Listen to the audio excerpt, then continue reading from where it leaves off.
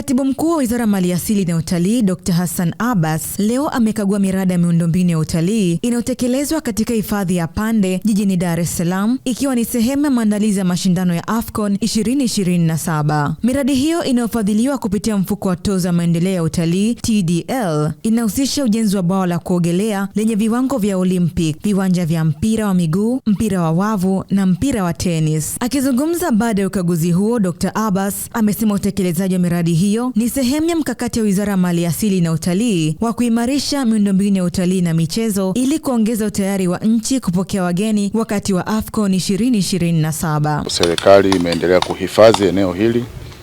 Kwa upande wa uhifadhi unaendelea vizuri, na kama mnavyoona ni eneo ambalo liko kijani kabisa, ni msitu katikati ya jiji la Dar es Salaam au katika jiji la Dar es Salaam. Lakini sasa pia tumewekeza shughuli mbalimbali za utalii. Kwa serikali iliamua pia kuwekeza shughuli za kiutalii. Hapa kuna wanyama wa aina mbalimbali ambao wengine tumewaweka kwenye cage kama wale wakali wakiwemo simba, lakini kuna wanyama ambao wako katika mazingira yao ya asili. Kwa ni eneo muhimu katika jiji la Dar es Salaam na maeneo ya jirani. Kwa tukaona pia tuweke miundombinu mbalimbali ya kuendeleza utalii. Na kama mnavyoona hapa tunajenga mabwawa ya kuogelea, kutakuwa na maeneo mazuri ya kisasa ya kupumzika wananchi. Lakini katika eneo hili pia tunajenga viwanja mbalimbali vya michezo kama mpira wa miguu, lawn tennis na viwanja vingine mbalimbali, ambapo kazi zote hizo nimekuja kukagua kuona zinavyoendelea, na zinagharimu zaidi ya bilioni 1.2. Lakini hizo ni kwa miradi hii miwili. Bado kuna miradi mingine mingi itaendelea hapa katika eneo letu hili lilohifadhiwa chini ya mamlaka ya wanyamapori TAWA. Kwa ufupi, kazi zinaendelea, wakandarasi wako nyuma kidogo, ziko sababu, lakini tumewahimiza waweke mpango kazi ili kuimarisha na kuongeza ufanisi na muda wa kazi. Lakini kubwa zaidi ni kwamba sehemu hii ya miradi yote tunaitarajia kama maandalizi ya AFCON 2027. Lakini sisi pia mamlaka yetu ya TAWA kwa kushirikiana na hili pori la akiba la Pande na wadau wetu wanaitwa Msakuzi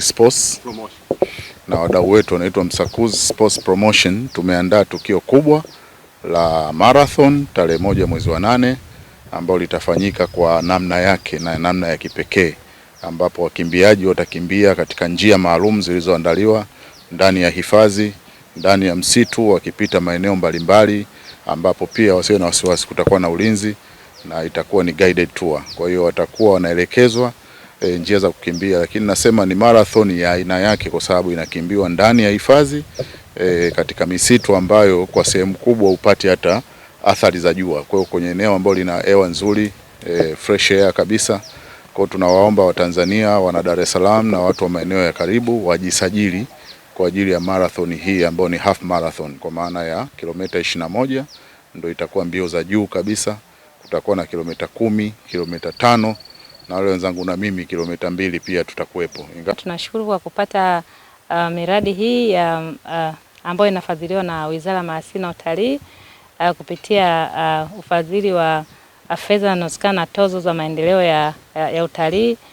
Katika hifadhi yetu ya Pande tumepata mradi wa swimming pool, tumepata miradi ya viwanja vya michezo ambao kuna football pitch, basket, volleyball na tennis. Kwa hiyo tunashukuru sana. Miradi hii imekuja kipindi hiki cha tunapoelekea kipindi hiki cha AFCON, lakini pia ni client demand. Kwetu sisi ni miradi ambayo pia wateja wetu wamekuwa wakiwa wanaiulizia sana. Kwa hiyo tunafurahi kuumiti ile kumpa mteja kile kitu ambacho alikuwa anakitaka. Kwa hiyo tunategemea miradi hii itatuongezea sana idadi ya wageni, lakini pia mapato.